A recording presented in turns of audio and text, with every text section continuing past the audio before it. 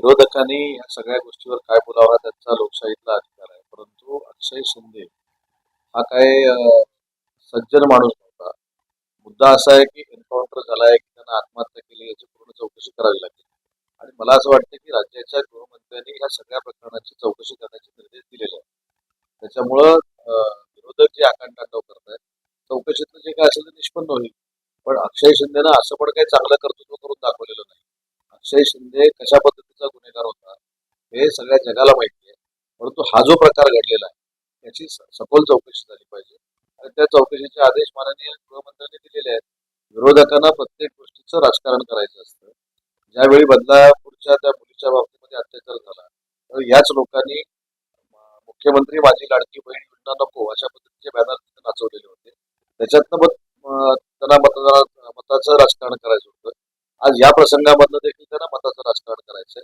तो कशामुळे गेला, काय गेला याची चौकशी होईल आणि जे खरं चित्र आहे ते लोकांसमोर येईल.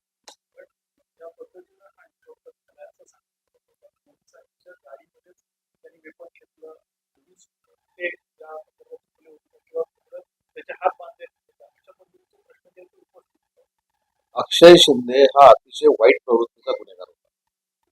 त्याने काय काय पराक्रम केलेले होते, पोलिसांनी समोर आणलेलं होतं, विशेषतः त्याच्या कुटुंबाला समोर आणलेलं होतं आणि तिथल्या नागरिकांनी समोर आणलेलं होतं. आणि त्याने जर अशा पद्धतीचा प्रकार केला असेल तर त्याच्यातनं हे जर झालं असेल तर चौकशी अगदी बाहेर येईल ना.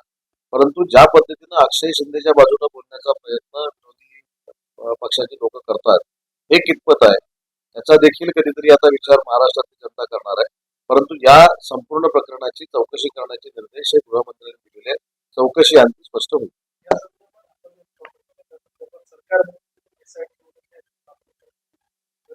मला असं वाटतं की हा अधिकार गृहमंत्र्यांचा आहे. देवेंद्रजी याच्यावर योग्य तो निर्णय घेतील.